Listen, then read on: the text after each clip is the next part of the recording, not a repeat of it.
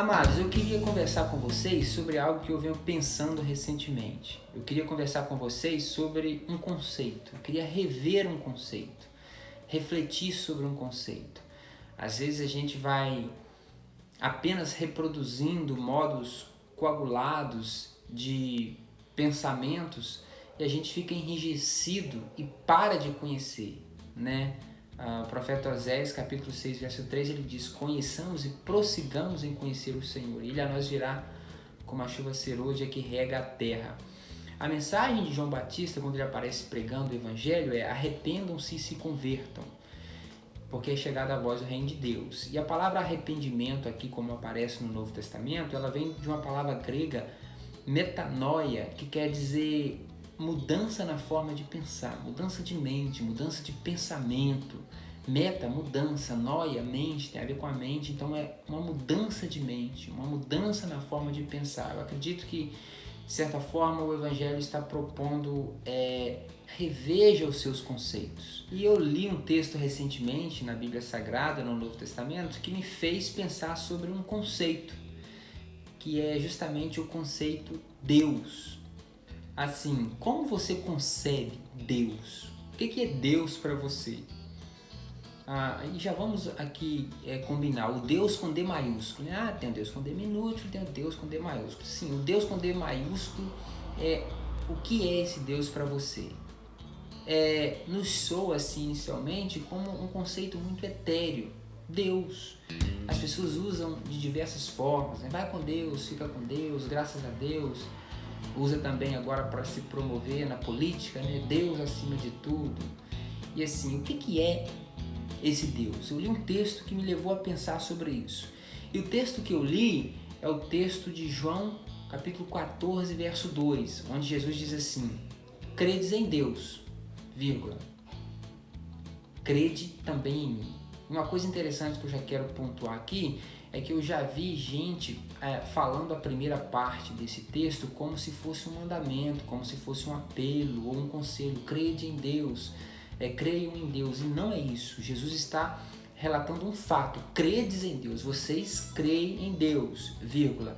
A segunda parte, que é um apelo, que é o crede no singular. Ele diz: crede também em mim. Amados, nós cremos que Jesus é a imagem e semelhança de Deus, ou seja, o Deus que se revela a nós em carne para que nós possamos, através de Jesus, conhecer quem é Deus. E por que aquelas pessoas que estavam ouvindo Jesus criam em Deus, mas não haviam ainda crido em Jesus, de tal forma que Jesus estava fazendo um apelo: crede em mim? Porque acontece, amado, que o conceito Deus, inicialmente, é um conceito muito etéreo, é muito vago, Deus.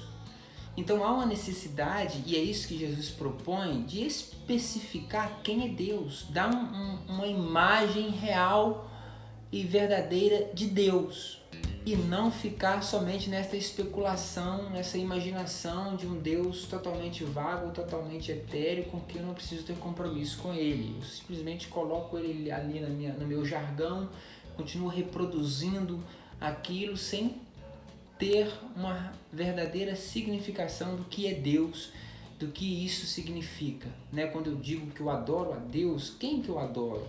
É uma pessoa, mas quais as qualidades, caráter, virtudes dessa pessoa? Então eu gostaria de convidar você a pensar sobre isso. Deus, quem é Deus para você?